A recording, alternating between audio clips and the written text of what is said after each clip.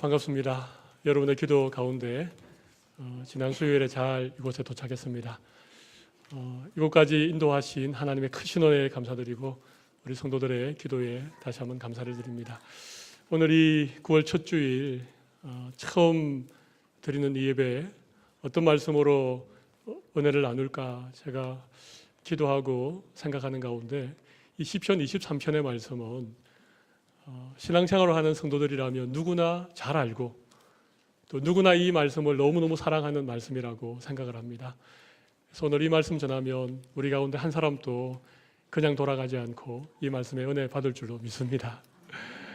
쉬운 말씀이기 때문에 저도 좀 쉽게 말씀을 전하도록 하겠습니다.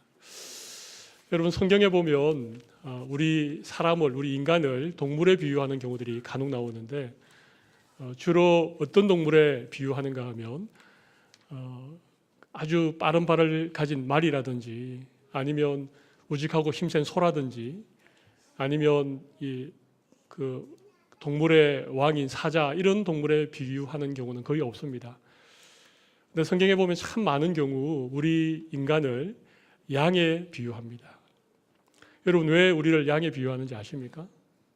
양은 목자가 없으면 한순간도 살아갈 수 없는 목자에게 절대 의존적인 존재이기 때문에 우리를 양에 자주 비유합니다. 사실 하나님께서 우리 인생의 목자가 되지 않으시면 양 같은 우리들은 이 험한 세상에서 한시도 살아갈 수 없는 그런 존재인 것을 우리는 고백하지 않을 수 없습니다. 하나님께서 내 인생의 목자가 되셔서 양 같은 우리의 인생을 인도해 주실 때 어떤 약속이 있는가? 오늘 시편 23편에는 그 약속에 대해서 굉장히 중요한 의미들을 우리에게 가르쳐 주고 있습니다.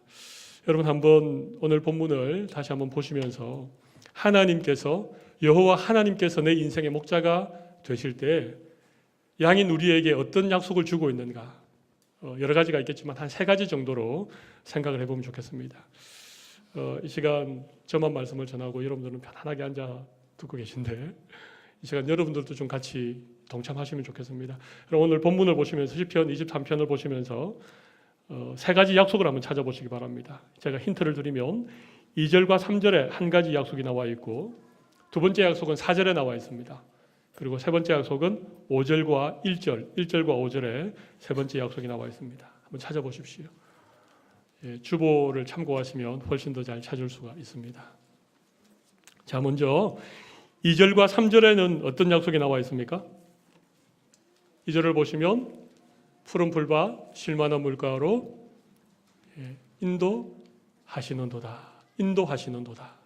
3절에도 보면 의의 길로 인도하시는도다. 하나님이 내 인생의 목자가 되시면 우리에게 인도하심의 약속을 주신다는 것입니다. 한치 앞을 모르는 캄캄한 인생길, 하나님께서 우리의 인생길을 푸른 풀밭 잔잔한 물가로 또 의의 길로 인도해 주시는 이 약속, 여러분 어떻습니까? 하나님께서 내 인생길을 인도해 주시면 얼마나 우리의 인생이 든든하겠습니까? 이 약속을 하나님께서 우리에게 주십니다. 오늘 2부 예배에 나오신 우리 모든 성도들에게도 목자 되신 하나님께서 여러분의 인생길을 인도해 주시는 신실한 은혜를 주시기를 바랍니다. 아멘이십니까? 할렐루야. 하나님의 인도하심에 놀라운 은혜가 여러분의 인생 구비구비마다 그렇게 경험되어지기를 간절히 소원합니다.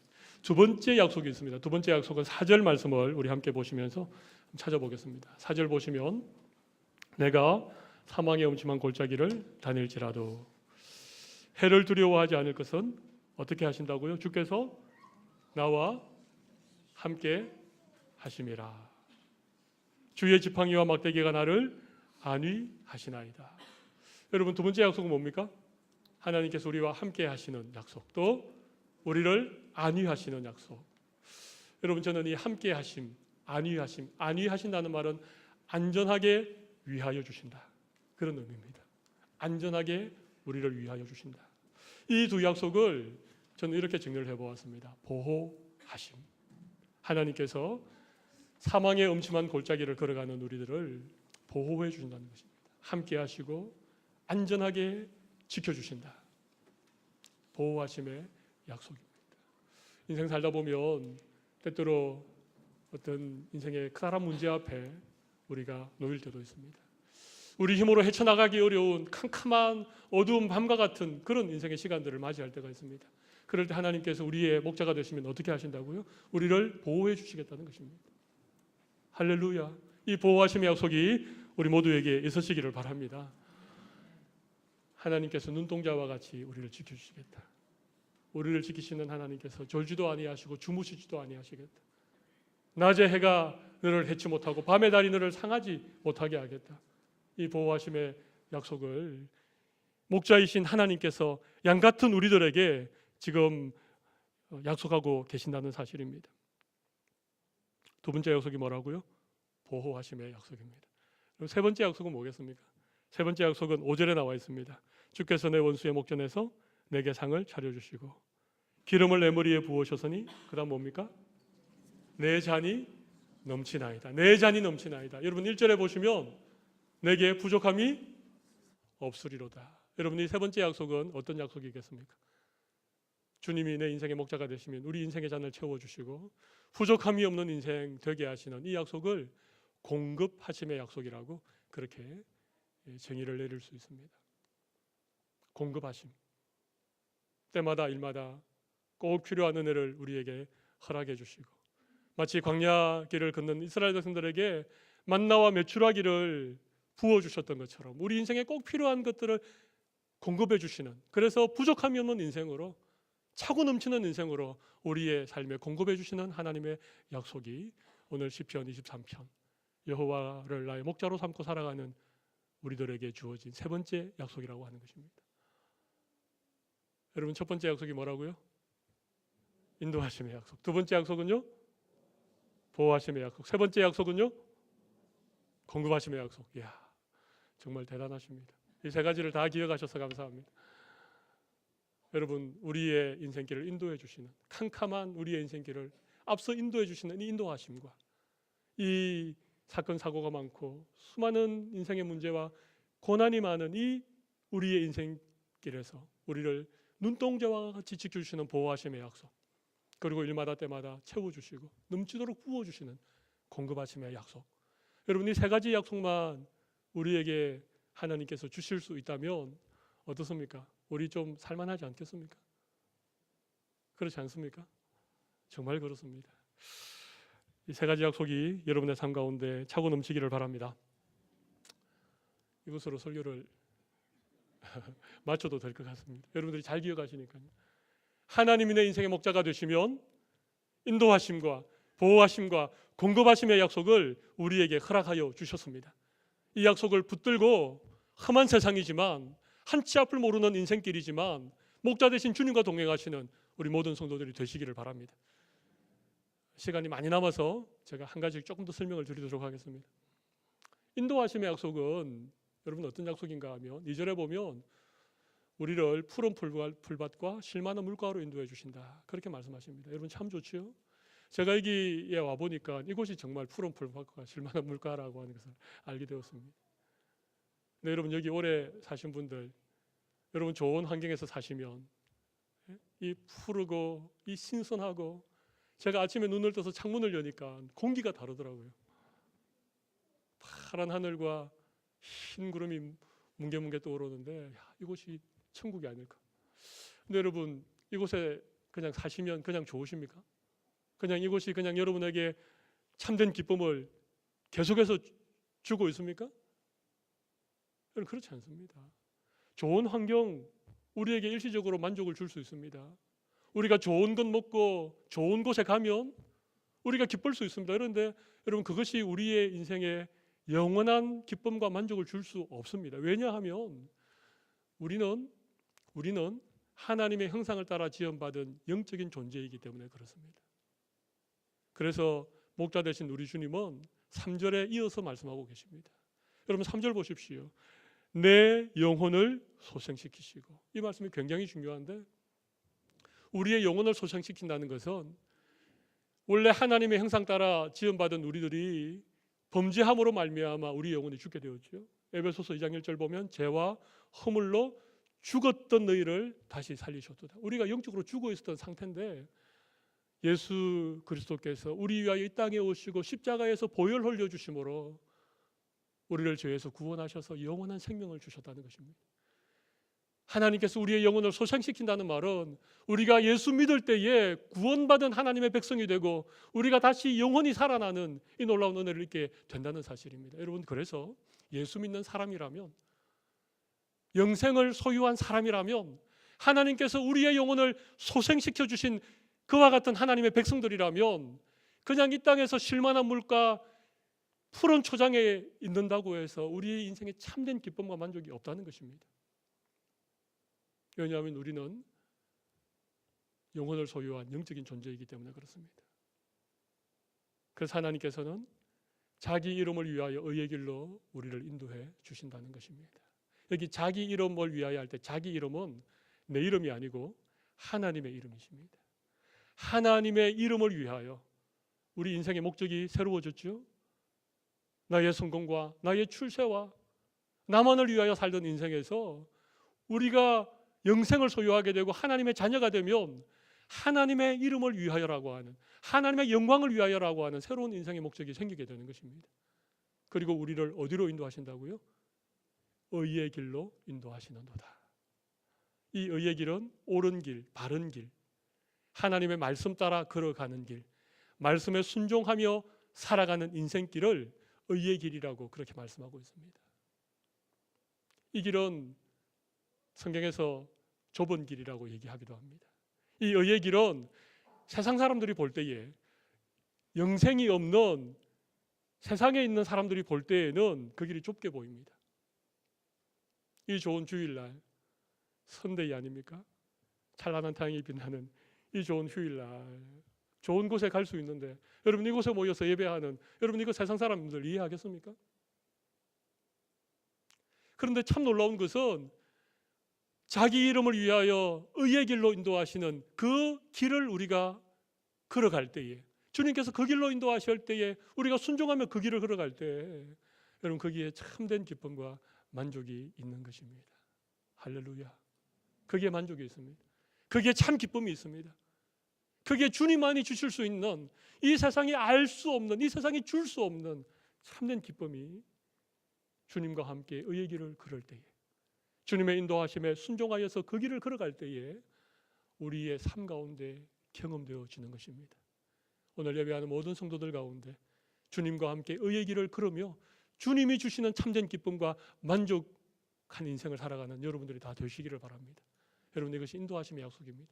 두 번째 약속은 보호하심의 약속인데, 오늘 본문 4절에 보면 내가 사망의 엄침한 골짜기로 다닐지라도, 여러분 이 사망의 엄침한 골짜기를 누가 걸어가고 있는 것입니까? 이 시편 23편을 기록한 다윗은 원래 목동이었습니다. 양치기 소년이었습니다. 그래서 양을 칠 때 좀 더 좋은 꼴이 있는 곳, 좀 더 좋은 목초지로 이동하기 위해서 때로는 이 골짜기를 지나가기도 하고 좀 위태로운 것을 지나가기도 합니다. 그 목자가 양을 데리고 가는 그런 길이 있습니다. 여러분 그런 길을 지나갈 때에는 여러분 진짜 아무 걱정을 안 하셔도 됩니다.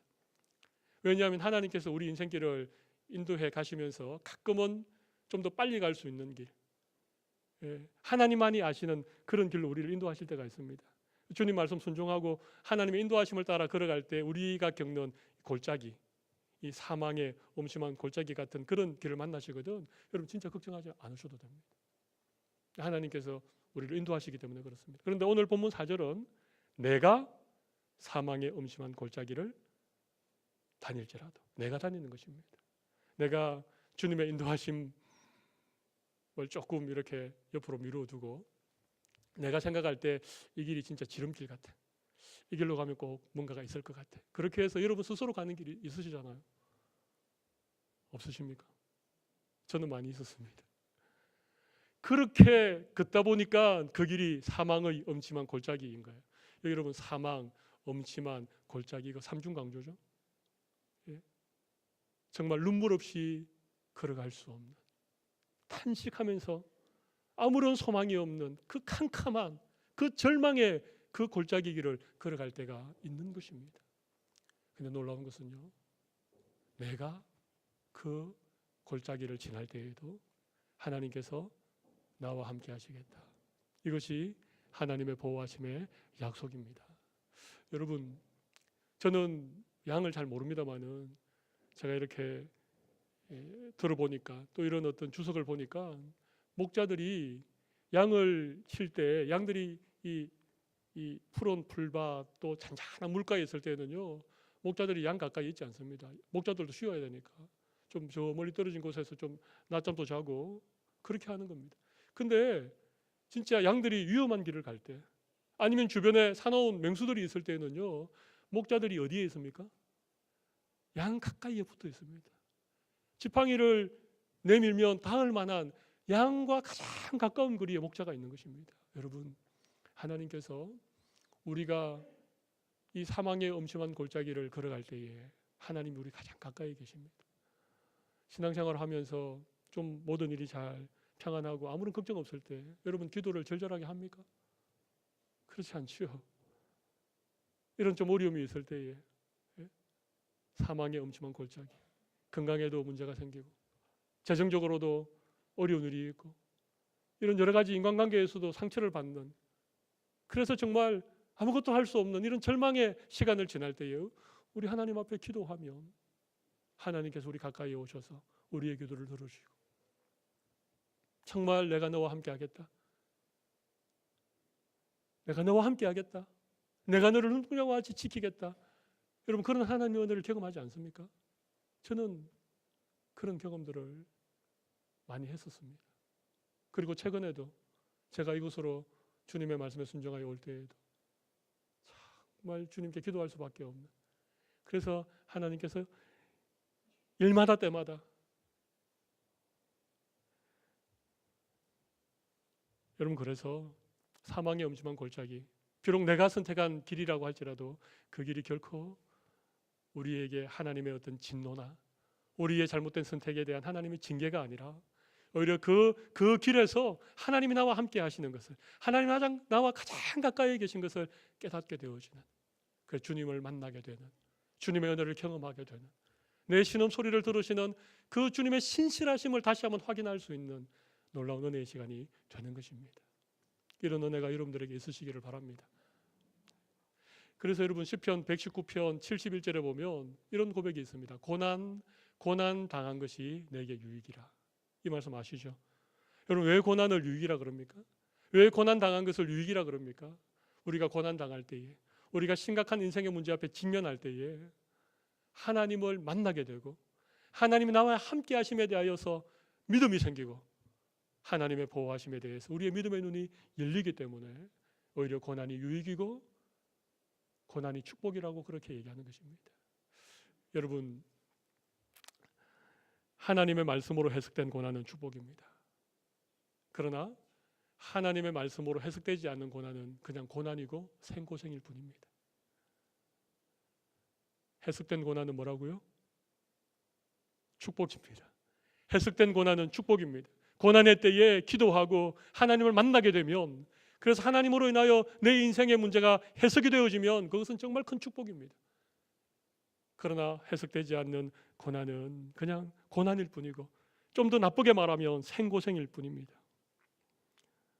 여러분, 오늘 이 보호하심의 약속, 하나님께서 우리의 인생길에 함께 하시고 사망의 엄청난 골짜기를 지날 때에 우리를 눈동자와 같이 지키시고 보호하시는 이 신실한 약속이 이번 한 주간을 살아가는 여러분들에게 하나님의 정말 약속이 되시고 또 여러분의 위로가 되시고 힘이 되는 귀한 은혜를 주시기를 바랍니다. 세 번째 약속은 오늘 본문 1절과 5절에서 찾았던 공급하심의 약속입니다. 주께서 내 원수의 목전에서 내게 상을 차려 주시고 기름을 내 머리에 부으셨으니 내 잔이 넘치나이다. 두 가지를 얘기하고 있죠. 하나는 원수의 목전에서, 원수의 눈앞에서 밥상을 차려준다는 것입니다. 여러분, 입맛이 없으신 분들 계십니까? 여러 가지 이유가 있겠지만 마음에 근심이 있고 걱정이 많으면 어떤 일에 골똘하게 생각하느라고 스트레스를 받으면 이게 입맛이 사라질 때가 있습니다. 저도 지금까지 살면서 입맛이 없어 본 적이 없는데 최근 얼마간 약간 입맛이 없는 걸 경험해 보았습니다. 그런데 하나님께서 우리의 인생에 잔을 채워주시면 원수의 목전에서 원수들이 떡 버티고 있는 그 눈앞에서 밥상을 차려주시고 그 밥을 한 그릇 뚝딱 맛있게 먹을 수 있도록 우리에게 공급하시며 은혜를 주신다는 것입니다. 여러분 밥 잘 드시기 바랍니다. 오늘도 교회에서 맛있는 점심 했는데 한 그릇 배불리 먹고 그것이 여러분에게 육의 양식이 되는 그런 귀한 은혜가 있으시기를 바랍니다. 여기 기름으로 머리에 부으셨다는 것은 하나님께서 영화롭게 해주시겠다 그런 의미입니다. 기름을 머리에 붓는다는 것은 하나님이 우리를 정말 존귀한 자로 그렇게 우리를 세워주시겠다 그런 의미가 있습니다. 여러분 다윗은 한낱 목동이었는데 하나님이 그의 머리에 기름 부어주시니까 그가 왕이 되었고 이스라엘의 가장 위대한 다윗의 후손으로 예수 그리스도가 이 땅에 오시는 그런 하나님의 놀라운 일에 그의 인생이 쓰임받게 된 것입니다. 제가 아는 집사님 한 분이 계신데 오래전에 제가 섬겼던 교회에 그 집사님이셨습니다. 근데 이분이 처음엔 교회를 안 다녔습니다. 자기 아내를 교회에 데려다 주고 본인은 그냥 그 주차장을 배회하는 이런 분이셨는데 어느 날 이분이 아내의 강권에 못 이겨 예배에 참석하고 첫 예배에서 은혜를 받게 된 것입니다. 그리고 그날부터 열심히 교회를 나오든지 주일 예배, 수요 예배 뭐 이게 그 운행이 잡혀도 그걸 다 취소하고 그렇게 열심히 신앙생활을 하니까 1년 만에 세례를 받게 되었습니다. 그리고 교회 사는 훈련을 받고 2년이 채 못 되어서 이분이 구역장이 되었습니다. 사실 그 교회가 개척해서 교회가 갑자기 성장하기 때문에 이렇게 좀 빨리빨리 일꾼을 세웠습니다. 근데 이분은 야간 공고를 나오신 분입니다. 예, 막 얼굴이 시커멓고 머리가 곱슬곱슬하고 울룩불룩한 이 근육질의 그런 남자였는데 이분이 야간 공고를 나오신 이분이 그 서울 근교에 있는 남양주라고 하는 지역의 구역장이 되셨는데 그 구역에 누가 있는가 하면 의사가 두 분입니다. 한 분은 그 서울 그 잠원동이라고 하는 곳에서 정형외과를 하고 있었고 한 분은 그 남양주 옆에 있는 광주라고 하는 곳에서 가정의학과를 개원한 그 구역에 의사가 두 명이었고 그 외에도 쟁쟁한 구역원들이 있는 그 구역에 야간 공고 출신의 믿은 지 2년도 채 되지 않는 이 박 집사님이 구역장을 맡은 겁니다. 여러분 이분이 구역을 잘 이끌었을까요? 못 이끌었겠습니까? 제가 잘못했으면 이렇게 예화를 들겠습니까? 이분이 너무 구역장을 잘 하시는 거예요. 구역 모임에 은혜가 있고 그 구역 안에 변화가 생기고 여러분 이게 바로 하나님이 기름 부어주는 겁니다. 하나님께서 그 집사님의 머리에 기름을 부으신 거예요.